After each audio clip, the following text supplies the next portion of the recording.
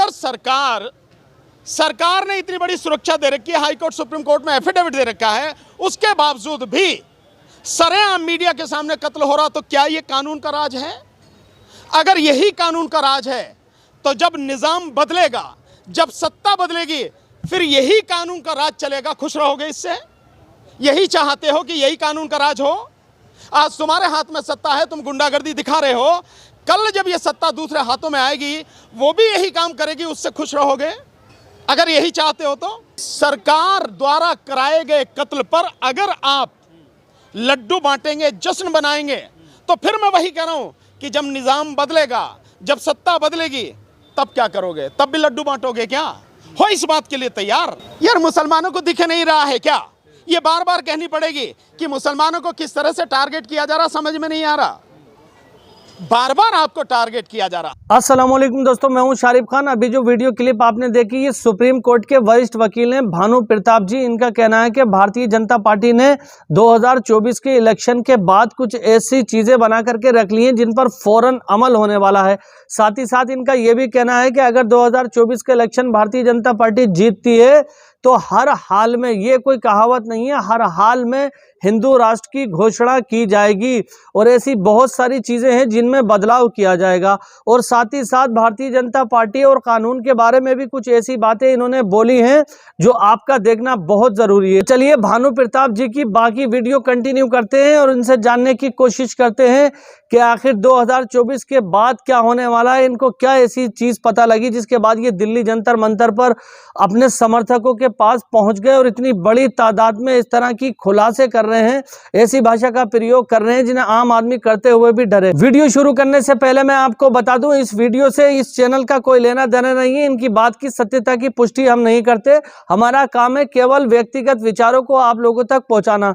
भानु प्रताप जी इस वीडियो के अंदर जो कुछ भी कह रहे हैं वो अपनी जिम्मेदारी पर कह रहे हैं। ये चैनल या हम इस बात की सत्यता की पुष्टि नहीं करते।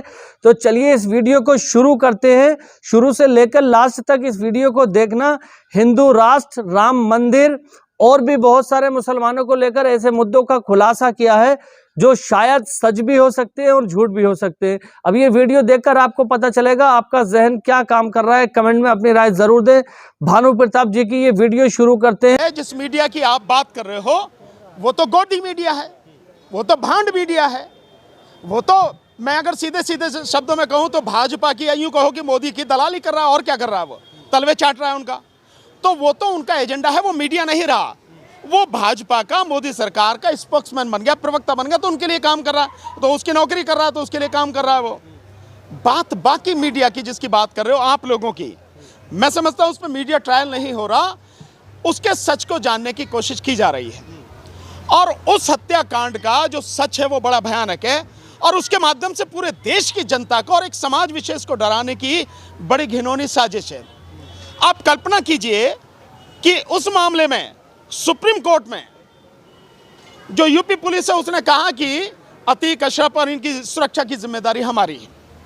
ठीक इसी तरह से हाई कोर्ट में उन्होंने कहा, और उस सबके बावजूद अत्याधुनिक हथियारों से लैस, यानी AK-47 से लैस 20 सुरक्षाकर्मी, उनके बीच में आके 3 लोग सरेआम कत्ल कर देते हैं। और जब वो कत्ल करते हैं, आप सबने देखा होगा वीडियो, उनको मार के उन पर लगातार गोली चलाने, 30 राउंड गोली चली, यानी 30 गोलियां चली हैं। लेकिन जो 20 पुलिस वाले हैं उनमें से किसी एक ने भी अपनी पिस्टल या अपनी AK-47 तक अपना हाथ पहुंचाने की या पिस्टल को निकालने की कोशिश नहीं की है। 3 आके लोग इस तरह से सरेआम मीडिया के सामने कत्ल करते हैं। आप समझ रहे हैं क्या कि उन लोगों ने, जैसे बात कही जा रही है कि साहब हमने फेमस होने के लिए क्या किया, उनका है, लोग डरते हैं कहने से। लेकिन मैंने बार बार मीडिया के सामने कहा और आज फिर कह रहा हूं, यह सरकार द्वारा कराया गया, जानबूझकर कराया गया कत्ल है। और ये इसलिए कराया गया क्योंकि सतपाल मलिक साहब ने जिस तरह से पुलवामा कांड को लेकर सवाल उठाए हैं, उससे मोदी पूरे तरह से घेरे में आ गए। सवाल उठने लगे कि भाई पुलवामा कांड तुमने कराया, तुम वहां अपनी मौज मस्ती ले रहे, तुम कैसे, मतलब कैसे हो सकता है कि 4-5 घंटे जिम कॉर्बेट पार्क में प्राइम मिनिस्टर का जो फोन ही ना मिले? संभव है क्या? ये बिल्कुल कत्ल हुआ है। हाँ, यही जो भाषा बोल रहे हैं, यही भाषा देश के लिए बड़ी खतरनाक है। जिस वध की बात कर रहे हैं ना, अगर ये लोग वध करने पर उतर आए जिनके वध की बात कर रहे हो आप, फिर आपको मैं समझता हूं देश की धरती भी कम पड़ जाएगी भागने के लिए। तो इसका मतलब साफ है, जो मैं कह रहा हूं कि वो सरकार द्वारा कराया गया कत्ल है। भाई अगर वो इस भाषा को बोल रहे हैं कि वध किया है, तो मतलब साफ है कि योगी सरकार द्वारा, मोदी सरकार द्वारा जानबूझकर कराया गया कत्ल है। वही तो बात मैं भी कह रहा हूं कि ये कत्ल है। और वो 3 लोग जो लाए गए वो इसलिए क्योंकि पुलिस ने अभी 2 दिन पहले उसके बेटे का एनकाउंटर किया और लोगों का एनकाउंटर किया। पुलिस पर वो आरोप ना लगे इसलिए 3 लोगों को किराए पर लाए, था वो भी एनकाउंटर ही, बस पुलिस ने नहीं किया, उन लोगों के माध्यम से कराया। इतनी सी बात है। आप इसे कानून का राज कहेंगे? अगर सरकार ने इतनी बड़ी सुरक्षा दे रखी है, हाई कोर्ट सुप्रीम कोर्ट में एफिडेविट दे रखा है, उसके बावजूद भी सरेआम मीडिया के सामने कत्ल हो रहा, तो क्या ये कानून का राज है? अगर यही कानून का राज है तो जब निजाम बदलेगा, जब सत्ता बदलेगी, फिर यही कानून का राज चलेगा। खुश रहोगे इससे? यही चाहते हो कि यही कानून का राज हो? आज तुम्हारे हाथ में सत्ता है, तुम गुंडागर्दी दिखा रहे हो, कल जब ये सत्ता दूसरे हाथों में आएगी वो भी यही काम करेगी, उससे खुश रहोगे? अगर यही चाहते हो तो ये कानून का राज नहीं है, ये संविधान का राज नहीं है, ये गुंडों का राज है।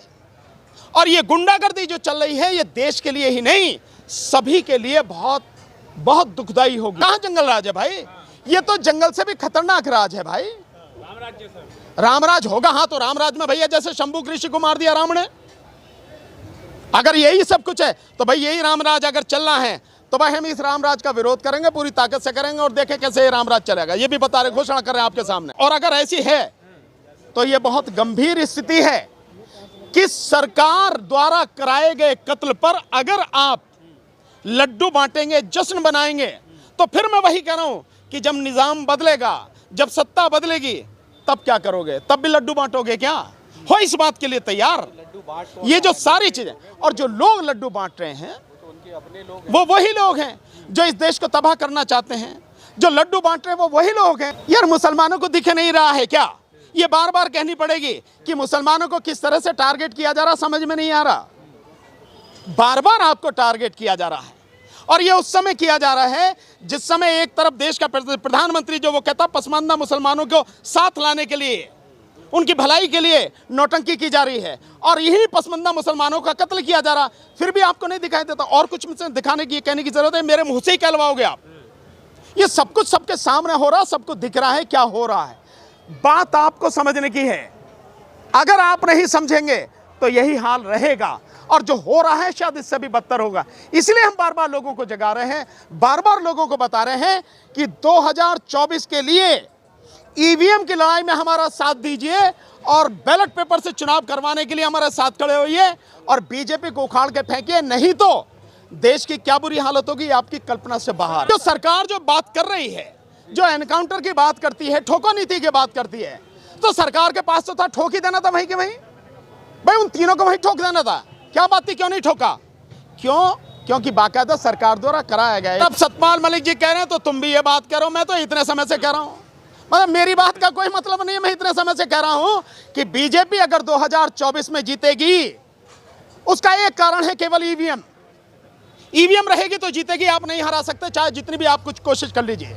ईवीएम हट गई, बैलेट पेपर से हो गया तो 40 सीटें बीजेपी को नहीं आएंगी। और बीजेपी अगर जीतेगी तो सतपाल मलिक जी ने जो कहा है वो भी उनकी कल्पना में नहीं है, इस देश का इतना बुरा हाल होगा। मैं होम मिनिस्ट्री की जो रिपोर्ट है, इंटेलिजेंस की जो रिपोर्ट है, मैं उसके मुताबिक बता रहा हूं 6 महीने में, जीतने के बाद 6 महीने में ही हिंदू राष्ट्र की घोषणा होगी और इस देश में जो हाल होगा आपकी कल्पना से बाहर है। इसलिए बार बार जगाने की कोशिश कर रहा हूं, 2024 से पहले जागो। 2024 के चुनाव में बीजेपी को जड़ से उखाड़ के फेंको। यही तुम्हारा सबसे बड़ा धर्म है आज की तारीख में, यही तुम्हारा फर्ज है, यही तुम्हारा कर्तव्य है। अगर इसमें चूक गए तो फिर तुम चाहे जो करते रहो, कुछ बचेगा नहीं। तो उम्मीद करता हूं दोस्तों भानु प्रताप जी की वीडियो देखकर आपको काफी कुछ समझ में आया होगा। आपको क्या लगता है कि भानु प्रताप जी जो कुछ भी बोल रहे हैं इस वीडियो के अंदर, क्या वो सही है या गलत है? अपनी राय कमेंट में जरूर बताएं। बता दूं आपको, दिल्ली सुप्रीम कोर्ट के वरिष्ठ वकील हैं भानु प्रताप जी, और ऐसे वैसे वकील नहीं है, काफी माने हुए हैं। बहुत बड़े बड़े इन्होंने केस लड़े हैं और जीते हैं। टाइम्स एक्सप्रेस की पेशकश में 15 घंटे पहले भानु प्रताप जी को दिखाया था, जिसे 1 करोड़ लोगों ने अब तक देख चुके हैं और उनकी बात पर सहमति या असहमति जता चुके हैं। पूरी दुनिया के अंदर इस वीडियो को वायरल किया जा रहा है, ये पूरी दुनिया के अंदर इस वीडियो ने धूम मचा दी है।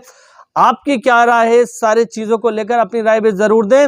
और जिस तरह से भारत के अंदर एक चुनावी मुद्दे बनाए जा रहे हैं, राजनीति इतनी बढ़ चढ़ करके हो रही है, चाहे वो भारतीय जनता पार्टी हो या विपक्षी दल हो, सब एक से एक आगे बढ़ करके अपनी अपनी राजनीति करने में लगे हुए हैं। फिलहाल हमारे देश की जनता क्या सोचती है और क्या मानती है, यह हम जानना चाहते हैं। तो ये सारी चीज़ें आप कमेंट में बता सकते हैं। हम सभी लोगों के कमेंट पढ़ते हैं और एक एक कमेंट को जानने की कोशिश करते हैं कि आज देश का हाल क्या चल रहा है। तो इंशाल्लाह अगर आपको मेरी वीडियो पसंद आई हो तो अपने भाई की वीडियो को लाइक करके शेयर कर देना और चैनल को सब्सक्राइब ज़रूर कर लेना। इस तरह का पल पल का अपडेट आपके लिए लगातार लेकर के आ रहा हूं। और 2024 के इलेक्शन से पहले कुछ बड़ी राजनीति होने वाली है जो मैं आप तक पहुंचाऊंगा। तो सब्सक्राइब कर लेना। फिर मिलूंगा इंशाल्लाह एक नई वीडियो के साथ। तब तक के लिए दुआओं में याद रखना। खुदा हाफिज। जय हिंद, जय भारत।